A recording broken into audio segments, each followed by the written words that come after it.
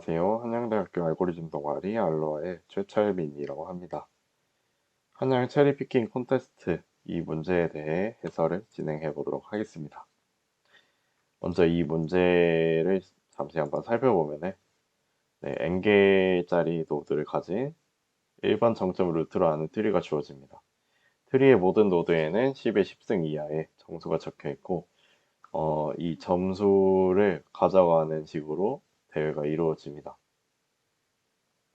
세훈이가 성공을 하고 철민이가 후공을 합니다. 각 플레이어는 어, 번갈아 가면서 정점을 선택하게 됩니다. 정점을 선택할 때는 이전 플레이어가 마지막으로 가져간 정점을 체리 정점으로 하여 해당 체리 정점에 자식 노드만을 선택할 수 있도록 합니다. 만약 체리 정점에 자식 노드가 없는 경우 가장 가까운 정점에 체리 정점으로 재설정하여 턴을 이어나가게 됩니다. 네, 이 과정을 노드가 남지 않을 때까지 계속 반복하여 최종적으로 점수가 더 높은 사람이 이기는 그런 게임입니다. 네, 이 문제에서는 어떤 사람이 이기는지를 구하라고 되어 있고, 이 두 명의 플레이어는 모두 자신에게 가장 유리한 최적의 전략으로만 플레이하게 됩니다. 네, 이렇게 간단하게 문제를 살펴봤고, 이 문제를 풀기 위해서 어떤 값 하나를 정의를 해보려고 합니다. 네, 먼저 가장 처음으로 점수를 체계적으로 구하기 위해서 어떤 게임 전체의 점수 S라는 걸 정의를 해보겠습니다. 이 S라는 값은 세훈이의 총 점수에서 철민이의 총 점수를 뺀 그런 차이 값으로 정의를 해보려고 합니다.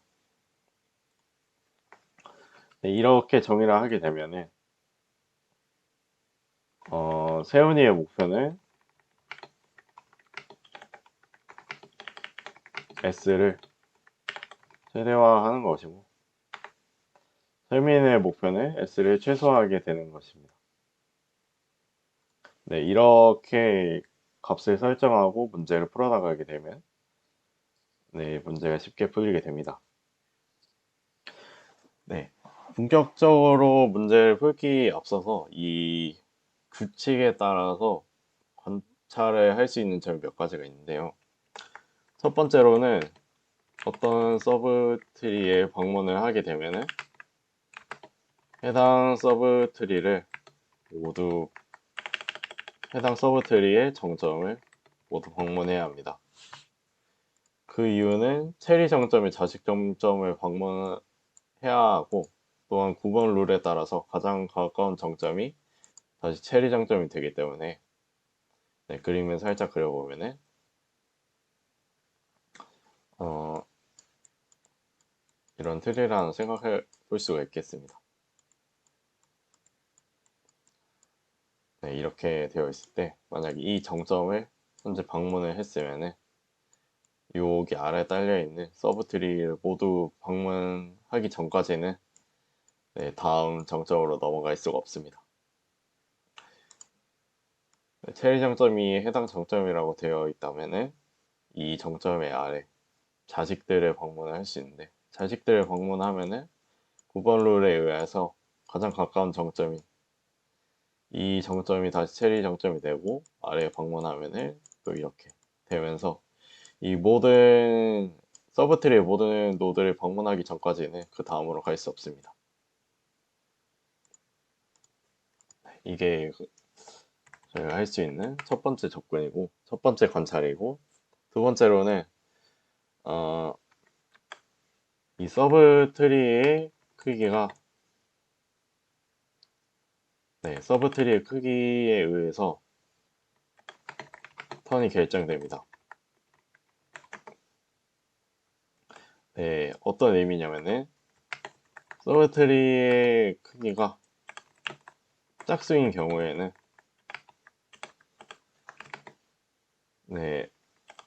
원래 해당 서브트리를 선택한 사람이 다시 선택할 수 있습니다.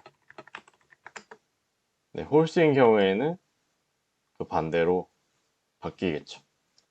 네, 이것도 예시를 한번 들어보면은 이런 서브트리가 있을 때, 서브트리들이 있을 때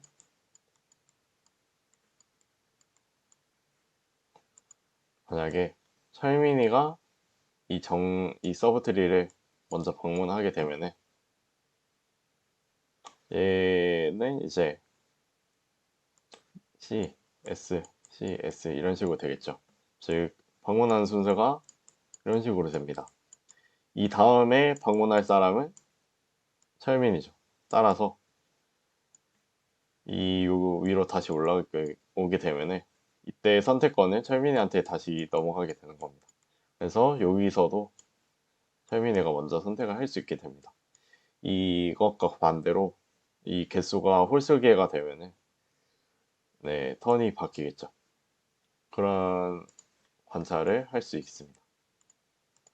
네, 이 두 관찰을 가지고 어, 이 두 관찰과 아까 정의한 저희 점수를 토대로 네, 문제 결과를 저장하는 방식을 어떤 하나 생각을 해볼 수 있습니다. 어떤 S, V 값을 제 네, V를 루트로 하는 서브트리의 총 점수로 정의를 해봅시다. 그리고 CV를 V를 루트로 하는 서브트리의 크기라고 정의를 해봅시다. 그렇게 된다면 다음과 같은 과정으로 게임이 진행됨을 알 수 있습니다. 두 플레이어가 최적의 전력으로 플레이를 한다고 가정을 했기 때문에 항상 다음과 같은 식으로 게임이 진행됩니다.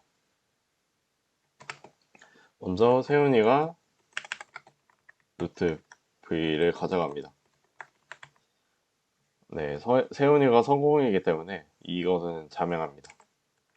두 번째로 이제 철민이가 네, 노드를 선택하게 되는데 이때 S, W가 양수이고 CW가 짝수인 네, 모든 자식을 가져갑니다. 그림을 그려서 한번 보도록 하겠습니다. V가 있고 아래에 서브트리가 있으면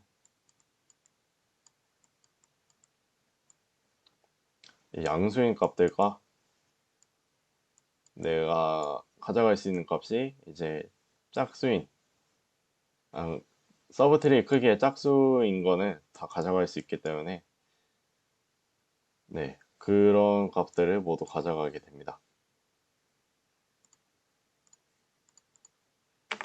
그리고 세 번째로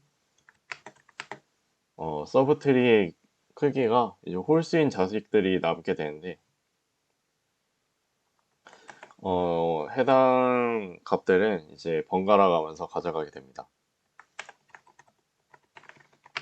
이 CW가 홀수인 모든 자식을 가져가게 되는데 이때 음수여도 가져가게 됩니다.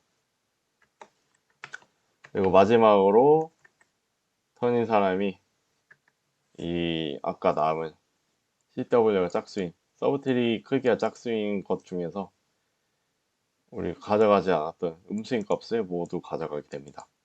이런 식으로 게임이 진행되고 네, 이거를 구해서 최종적으로 우리가 구하는 값은 S1이게 되겠죠. 이 S1 값이 양수이면은 세훈이가 이기고 네, 음수이면은 철민이가 이기고 같은 경우에 네, 비기는 걸로 생각해 주시면 되겠습니다. 네, 이 S와 C를 구하는 것이 이 문제의 핵심이 되겠네요. 네, 이 C 같은 경우에는 트리에서 DP 다이나믹 프로그래밍으로 구할 수 있습니다. 네, 간단히 코드를 짜봤는데 이 함수처럼 DFS로 서브트리 크기를 구할 수 있겠죠. 네, 이렇게 서브트리 크기를 구했으면 답을 구할 수 있습니다. 네, 이런 식으로 함수를 짜보았는데 먼저 네, 초기 값은 이제 원래 그 정점에 주어진 값이 되겠죠.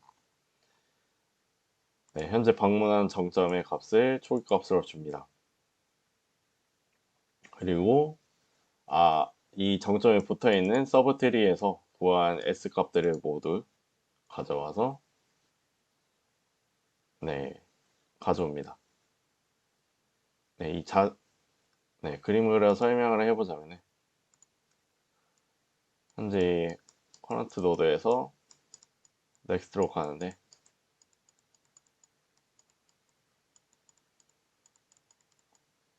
네, 뭐 이 넥스트를 루트로 하는 이 S 넥스트 값을 가져와서 여기서 값을 저장을 하는 겁니다. 네, 이렇게 값을 하나 가져와서 이 V라는 데 넣게 되는데 이 V는 인덱스가 0일 때는 네, 크기가 짝수인 것들만 저장을 하게 되고 네, 1일 때는 홀수인 것만 저장하도록 구성을 했습니다. 네, 그렇게 나누어서 값을 저장합니다. 네, 저희는 값을 큰 것부터 가져갈 거기 때문에 네, 내림차순으로 정렬을 해주시고 그리고 아까 말씀드린 그 전략을 그대로 코드를 짜시면 되겠습니다.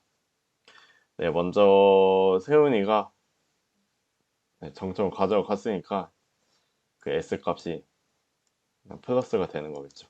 철민이가 이제 모든 짝수 자식을 가져갈 거기 때문에 음수가 아니면은 그 값을 빼줍니다. 아까 저희가 정의한 값처럼 철민이 값은 빼줘야 하기 때문입니다. 네, 이렇게 네, 양수인 값은 모두 빼주고 그 다음에 서브트리 크기가 홀수인 벡터로 와서 번갈아 가면서 가져가면 됩니다. 네, 그 다음에 마지막으로 턴을 가진 사람이 이 짝수 크기의 값들을 모두 가져가면은 네, 게임이 끝나게 되고 이 값을 리턴해주면 되겠습니다. 저희가 구하는 것은 네, 루트에서 그 S 값을 네, 루트 노드에서 S 값이 궁금한 것이기 때문에 네, 1,1을 호출을 해주시면 값을 구할 수 있게 됩니다.